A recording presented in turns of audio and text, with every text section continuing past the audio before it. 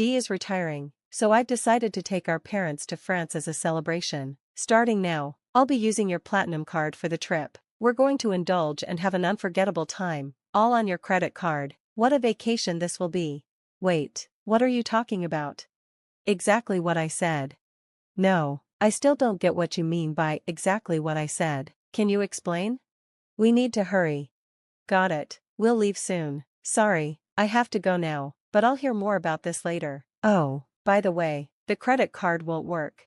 What? My unemployed husband, Parker, decided to take my credit card to fund a trip for our in-laws. I put up with a lot from Parker, but this seems like the ideal moment to teach him a lesson. By the time he returns from this little escapade, he's going to regret it.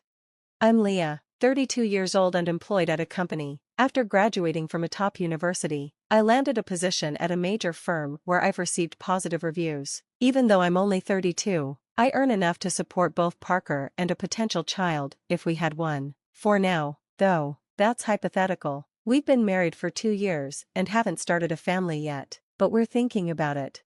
Despite my stable job and good income, my newlywed life isn't as happy as it should be. Having a child is something we're only thinking about for the future, but Parker being jobless? That's our current reality.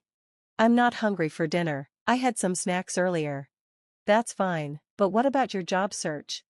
I skipped the interview today and just browsed job sites. Parker quit his job a year ago and has been searching for work ever since. Well, not exactly, he's taken on a few part-time jobs, but none last very long. He picks something up, quits soon after, takes it easy for a while, and then looks for another part-time gig. You're browsing part-time positions again, aren't you? I'm looking at both part-time and full-time jobs. Maybe you should just focus on getting a full-time job? I know, but timing is everything. I want Parker to find a steady job, but I can't push him too much because of what happened at his last workplace. He quit because of issues with his boss, who had a reputation for being difficult. Parker stood up to him on behalf of his colleagues, but when things escalated, his co-workers sided with the boss. Feeling betrayed and disapproved of, Parker resigned. Parker, dinner's ready. Can you bring it here? After leaving his job, Parker became withdrawn, spending most of his time in his room. 2 weeks later, he started coming out more and helping around the house. I'll handle the dishes. Really? Thanks, it's all yours then. Yeah, I've got nothing but time. He joked, but the smile didn't seem real. 2 more weeks passed before he started job hunting again. I have an interview lined up. Is it for your top choice? Yeah, I'm going to land this one and start fresh. I'm rooting for you, give it your all. A month after quitting, Parker's job hunt began in earnest, but even after a full month, he hadn't found anything. Why do I keep getting rejected? This is so unfair. It's all my old company's fault. Don't get down, you'll find something soon. Of course, I'm mad, I didn't do anything wrong.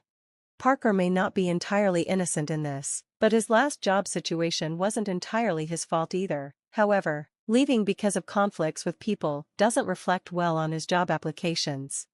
I feel like I can't do anything right anymore. That's not true. You have another interview tomorrow. Let's work on your resume. It's useless. I'm not going. As the rejections piled up, Parker's attitude shifted to defiance. One day, I came home to find torn-up resumes all over the floor. Understanding that his interview didn't go well, I approached the situation delicately. Can you toss that in the trash? I'm done. Done with what? Job hunting. We can just live on your income, right? I don't need to work. Technically, we could survive on my salary alone. Some people don't work and focus on managing the home, but that's not what Parker is doing. He's avoiding reality. I know he's still shaken from the bad experience at his previous job, so I decided to be patient for now. Parker, it's been months without a job. What are you planning to do? I've worked hard before. This is just a long break. I'm studying for the future. I'm glad to hear that.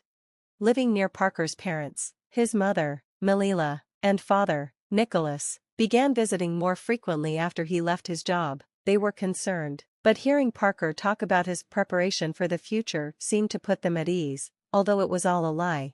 We're out of beer. Can you grab some on your way home? Again? You're drinking too much. Maybe try cutting back? Fine, I'll buy it myself. Parker wasn't studying or actively looking for work. His days were spent watching TV and drinking beer. He probably didn't want anyone to know he was unemployed. If I told his parents the truth, it might hurt him too much. I stayed quiet about Parker's excuses for months, but when he stopped job hunting for over 3 months, I knew I had to say something. Parker, maybe it's time to start looking for jobs again. You seem more settled now. What? It's only been a few months since my last job, and you're already pushing me to work again? I just think the break has been long enough. Stop pestering me. You don't understand because your job's going well. I've got my own issues to deal with.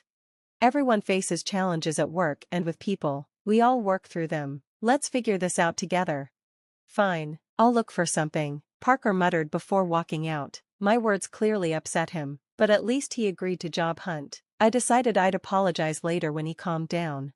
A few days later, Parker told me, I got a job, thanks to your nagging. That's great. Where? At a local supermarket. Well, you'll need to put in some effort, right? It's just part-time, no need to overdo it. Part-time or not, a job's still a job, isn't that important? I wanted to push Parker harder, but I thought maybe even a small job would help him recover. So, I chose to wait and observe. One evening I came home. Hey, Parker, how was work? I quit the supermarket job. What, you just started? A college student there was acting like a boss, always telling me to store the vegetables at the bottom of the pile. It felt like harassment. The student was probably just showing him how to do the job, but Parker saw it as disrespect. He kept finding jobs and quitting them shortly after. A full year had passed, and he was still drifting. Parker, where are you working now? I'm doing part-time at a pub. It's my first time working in food, but it's interesting. I think I've finally found my thing. Really? That's great. But aren't part-time wages at a pub pretty low? It's fine. I'm learning the ropes and plan to go independent. So, you're aiming to open your own place? Exactly. The money's not much now, but I'm putting in the effort. Here, take this. Treat yourself to something nice. As usual, Parker kept up the act in front of his parents, but it was all lies. He quit the pub job just 3 days after that conversation, continued taking allowance money from his parents, and showed no sign of improvement. This time, I felt truly disappointed and decided I needed to take a firmer approach.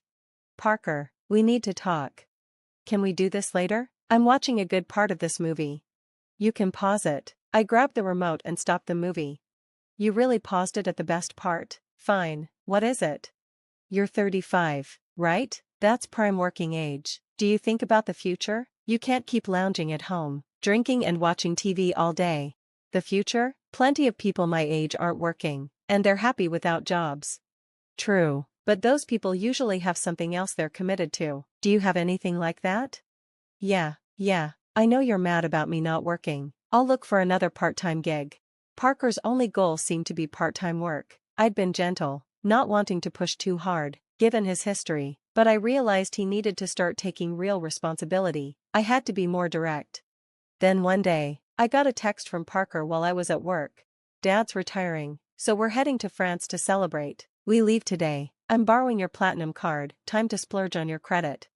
I immediately called him, feeling panicked. What do you mean by trip? Exactly what I said.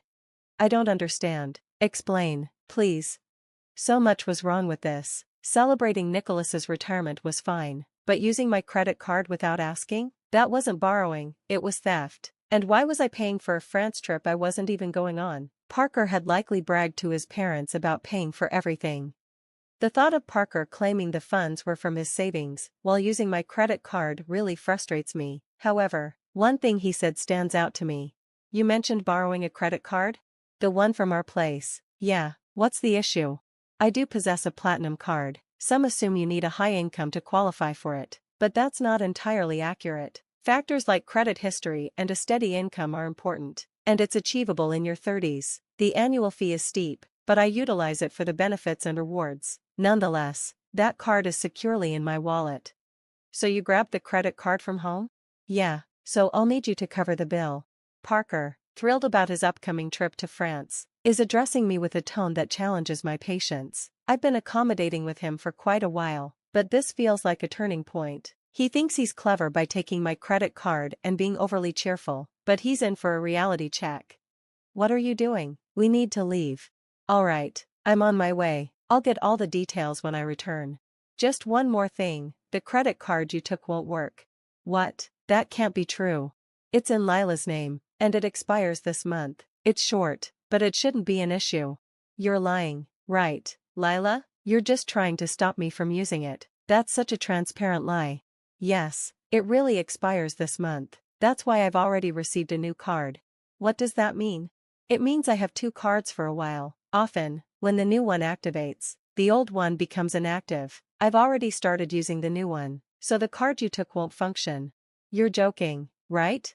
Think I'm lying? I can send you the link to the credit card website, or you can try using it and see how it goes. It would be amusing to watch you attempt to pay with a card that doesn't work. This card really won't work? Hey, hurry up. I can hear his parents calling him from the background, but Parker seems too flustered to respond to them now that he realizes the card is useless.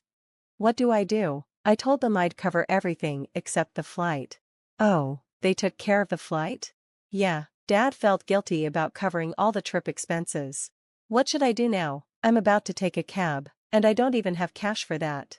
That's not my issue. You said you would pay for everything but the flight. If that's the case, using my credit card in the first place was wrong. Use your own money. How can I? I don't have any money.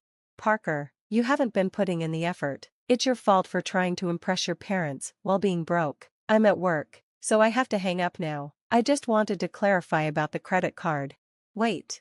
I ended the call and went back to work. With no means to pay even for a taxi, Parker would have to come clean to his parents. That night, after my shift, I received a call from Mila. I heard from Parker. He tried to use your credit card and lied about having a job. I'm sorry for the trouble. No need to apologize, Mila. I'm the one who should apologize for the credit card situation. Is everything all right with the finances? We'll handle the costs of this trip when we return. I'll ensure Parker apologizes and finds a job immediately.